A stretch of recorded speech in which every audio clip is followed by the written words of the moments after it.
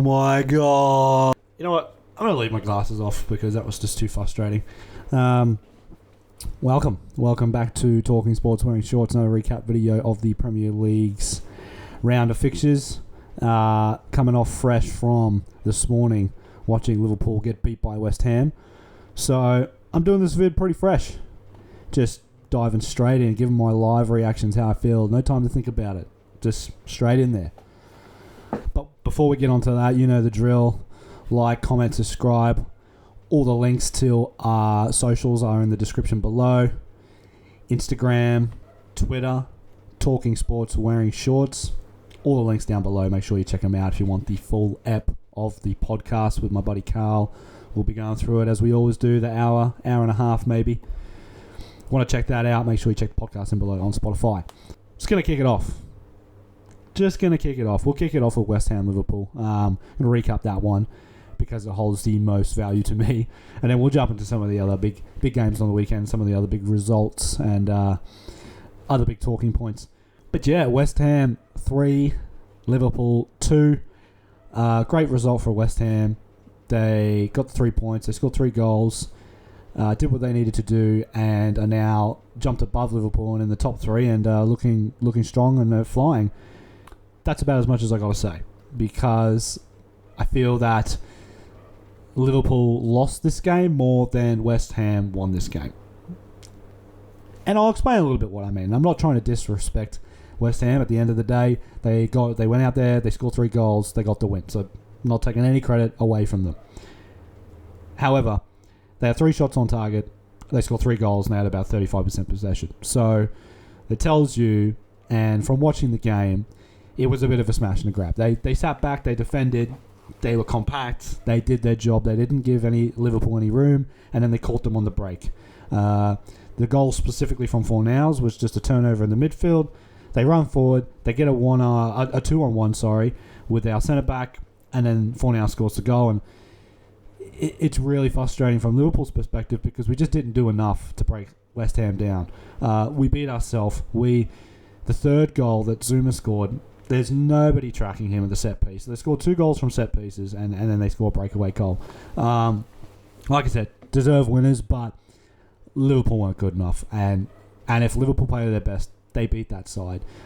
It's not like West Ham were playing great, world-class, tiki-taka football. They sat deep, they defended well, and then they caught Liverpool on the break. And that's really frustrating as a Liverpool fan because we've dealt with teams like that before. We've dealt with teams like that many times before, and we have broken them down. But tonight was a little bit weird. We weren't there for whatever reason. The attack, the front 3 was a bit off. Mane had a couple of chances, probably should have finished them. Salah didn't look like his threatening best, and to be honest, he probably hasn't in the last couple of games after that hat-trick against Man United. Jota didn't really impact the game at all, and then the midfield was a bit average. So I just think the whole team was off a little bit, and West Ham capitalised. They got their counter-attack goal, and they got their goal from 2 set pieces. The first one, the goalkeeper, look, it's soft, but I have seen those fouls given. I've seen many times, like Liverpool.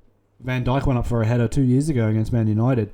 Didn't even hardly touch De Gea, and that got called back for a free kick and the goal got disallowed. So I've seen them be given as fouls. It's soft, and I think Alisson should be doing better. He should be commanding his box, either A, punching the ball, or B, he should just be grabbing that ball. But I think that's a foul, and I think that like I said, I've seen them given. So that was a little bit fortunate for West Ham, but then we don't do ourselves any favours. A great free kick from Arnold to get us back in the game, but then we don't kick on, and we just allow West Ham to get themselves into the game. We didn't push on. We didn't get that second goal. I almost guarantee, I'd be very confident to say if Liverpool got a second goal, that almost probably would have been game over, because I don't think West Ham had it in them to go at Liverpool attack versus attack. They had to stay compact, had to stay defensive, because that was their only way of getting goals. Because everybody knows when Liverpool overload, when they're going forward, there is gaps in the back. And Moyes would have done his homework when Brentford scored 3 goals against us when we versed them away. He would have done his homework and saw that it was possible to get at Liverpool. And that's exactly what he did. So, look, credit to them. But I'm just really frustrated from Liverpool's point of view because I don't think it's not like we got comprehensively beaten. You know what I mean? Like sometimes you can just take getting beaten and you're like, you know what, that team was better. But they didn't really do anything too crazy to beat us. All they did was defend, and then they caught us on the break and they scored 2 goals from set pieces. So it's really frustrating as a Liverpool fan. Is the title race over? I don't think so. We're 4 points off. Look, you don't want to be 4 points off, but it's only 11 games. Chelsea will drop points, City will drop points, but it's frustrating that the weekends that City and Chelsea drop points, and there's been a couple, Liverpool have not taken advantage. So Chelsea dropped points this weekend. We didn't take advantage, and we end up losing the game. And now we're going to an international break, and we got Arsenal after the break, which is going to be a tricky game because they're flying high at the moment. Moving on. Next. Letting that one go. I got to get over that. I got to give myself a day. We'll get over it.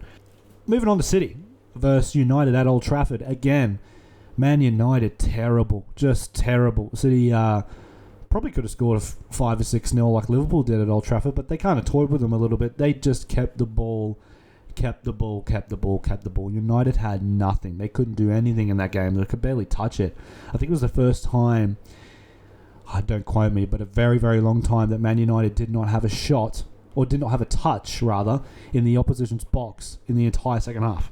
Now, I don't know if that was done under Fergie or some of the previous managers, but it definitely hadn't been done under Ollie. So they were nowhere to be seen. They're in real big trouble. That result against Tottenham was an isolated result. The players aren't playing for him. I think the players want him gone. I think his tactics are not good enough to compete at the highest level in the Premier League. I think buying Ronaldo might have been a mistake. I think that there's players that probably should go.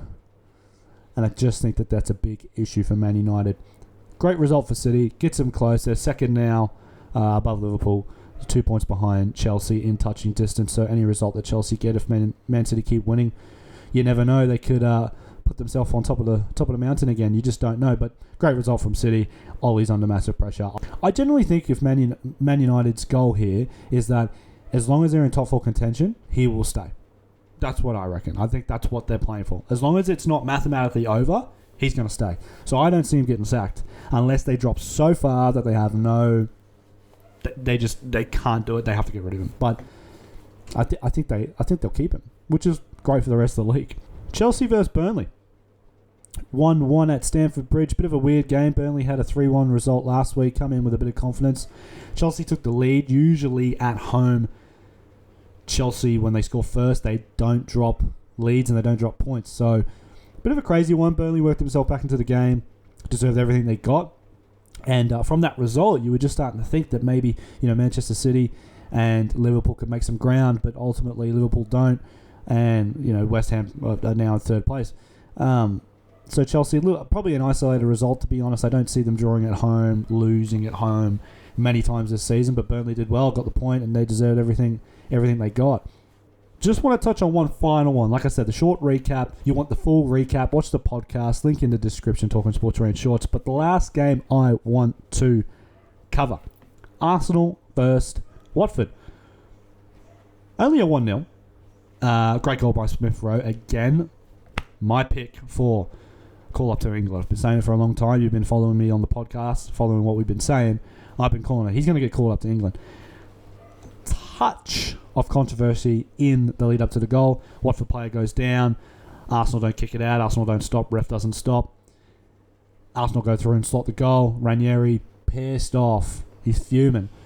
But ultimately, those sorts of things, you got to keep playing to the whistle. You just got to keep playing to the whistle. And Arsenal take their chance, and now they're up into 5th. They're above Man United with 20 points. At the start of the year when they lost those 3 games, nobody would have predicted this. They're 10 matches unbeaten. They're playing really good stuff. They're confident. Their players are in form now. Young, good squad. And then they've got a trip to Anfield next week. So I'm assuming they're going to go there with no fear. They're just going to play their game and see what happens. So it's a big test for Liverpool just coming off this result against West Ham. Both teams are going to want to put in a shift. So that'll be a really interesting game. But now, onto the international break. So let me know what you guys thought of that round. Let me know what you thought of all the big results in the comments below. Again, you want to follow us, you want to keep up to date, make sure you follow the Instagram, the Facebook, the Twitter, podcasts. Links are all in the description below. Talking Sports, Wayne Shorts, you know the deal.